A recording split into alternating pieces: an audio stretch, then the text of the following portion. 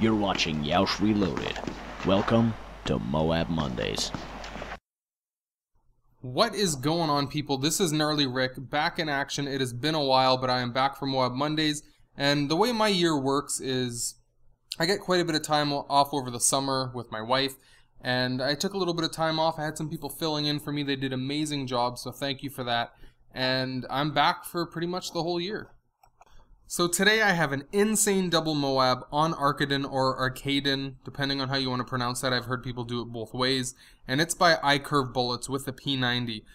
Icurvebullets has been on this series a number of times. I'm sure if you watch this series and you follow it, he's not a stranger to you. This is my favorite Moab by him so far. And it's because of the amount of movement he has in this Moab. He's going all over the place. I don't know how he pulled this off. There's some close calls in this, and right near the end, I'm going to talk about it right now because I'm so excited to see it again, but right near the end, when he's going for that second Moab, he turns on a dime on like 2 or 3 guys that are basically camping in the corner because they know he's going to get this and they don't want him to get it. So just make sure to check that out. And just as a little side note, this guy really sucks. How do you not kill him in that situation? Anyway. So check out Icurvebullets in the description. He will be linked down there. I recommend you go check him out, sub him. There's tons of good Moabs and a lot of really good content coming off his channel.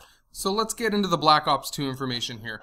Something I was very excited to see had to do with quickscoping. Now, Black Ops 1 and Treyarch are not quickscoping games. They hate quickscoping as a company. They tried to completely eliminate it from Black Ops 1, and the way they did that was they added a weapon sway to the beginning of pulling up your sniper rifle, and they also put the perks that you needed to quickscope in separate categories.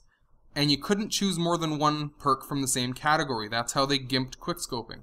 Now, Vonderhaar gave very solid information that's confirmed, and it was on Charlie Intel, that the Pick 10 system is going to have something called a wild card. And this is going to allow you to break the traditional category structure of the game when you're choosing perks. So as I said before on Black Ops 1, you could only choose one perk from each category. Well, with this wildcard structure, that doesn't exist if you use it.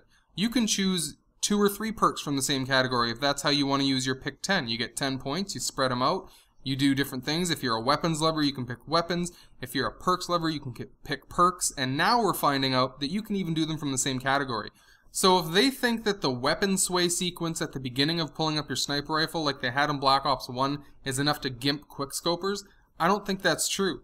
I know people in Black Ops 1 that could consistently quickscope. It was a little slower than, traditional quickscoping we know from Modern Warfare 2 or Modern Warfare 3, but they could still quickscope. It was fast, they'd take out people consistently, and that weapon sway really didn't gimp them all that much.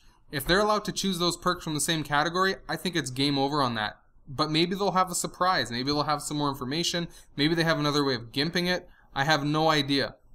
So for our second big topic, the biggest thing I've seen in Black Ops 2 news is esports. Now this is a huge system that they're pushing. I think it's a great idea.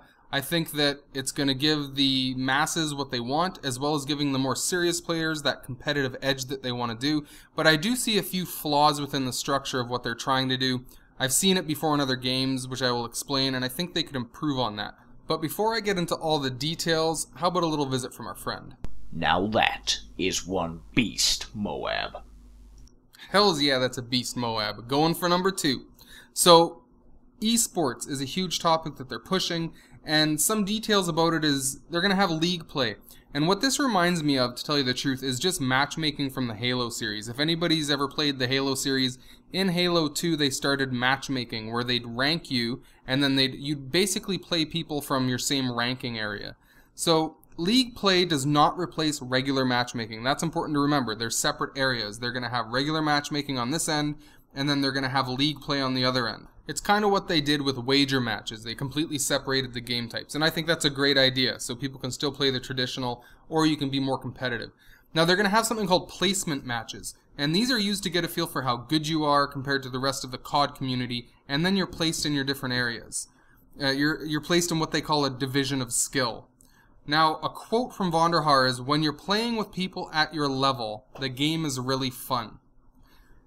You can disagree with me on this if you want, but I like a blowout, and I also like getting blown out by another team, and I also like an even match, but I like a variety of that. Some games I want to blow out another team, I want to completely beat them. Other games, I respect the team that did that to me. And then when it comes really, really close, that's when it's exciting, because I haven't had that experience in a long time. If I'm getting that experience every single time, you know, back and forth, it's like a chess game every game I play, it gets boring, it gets monotonous. It actually gets unmotivating for me, and I want to know what you guys think about that. I think that this structure promotes that, just like it did in Halo 2. That's why I stopped playing Halo 2 when it came out, is because it just basically got boring for me. It was always back and forth. There was never anything too exciting, and I couldn't savor that close game because it came around every game rather than not so often. The biggest problem I see with this, when they're doing kind of a matchmaking system like that, they have these placement matches. And it's a variety of games that you play, and then they put you in a division. If I want to be a jerk and just play a bunch of bad people, I'm going to completely fail on those placement matches. Human error is what's wrong with that system. It's people that want to troll, you know, and I know some good trollers, and this is the area they're going to want to do it in. People that are really competitive, they're going to completely mess up on purpose, and then they're going to troll these people, and they're going to blow them out of the water. So there's some flaws in that system, and I'm hoping that they have ways of countering those things. Another huge topic is shoutcasting. So basically what happens is a person can join as a third team that doesn't actually play. There's a 15-second delay to prevent cheating, and they can shoutcast the game. You know, they can basically be a sportscaster for the game that's going on. I think it's a cool idea, but also they promised rendering and, you know, capturing in Black Ops 1, and then when the game hit, you found out, oh great, I can render a 30-second clip. Useless. So we'll see how that turns out. It's an exciting point, and I'm hoping for the best with it. So as Icurvebullets finishes this second Moab off, I'm going to do Rapid Fire with Vonderhaar. It's just something I like to do with quick facts. There is no last stand, no second chance, and no final stand in multiplayer. That is promised. We'll see what happens. They said kind of the same thing for Modern Warfare 3, and then they completely screwed us with final stand, so we'll see. UAV score streak does not compound, so if you get one, you have to use it before you get another. And here is where he turns bang, and second guy, unbelievable. And here's the second Moab. Where's our friend? Now that is one beast, Moab. So a few last facts, guys. Playing objectives gets you more score points in objective game types than killing. That's huge. We've been waiting for that. It's going to be a game changer for sure. And the scoreboard is more detailed for objective game types. You see captures, defends. You get to see all that good stuff. So that's important as well. I'm glad with a lot of the changes they've made. So once again, guys, Icurvebullets, double Moab P90, unbelievable gameplay, constantly moving. That deserves at least a visit to his channel, if not a sub. I hope you guys really enjoyed this. I will be back next week for Moab Monday. And as always, guys, if you have a crazy Moab, go fill out the application for it in the description and get that to me. This has been Gnarleyric. Peace.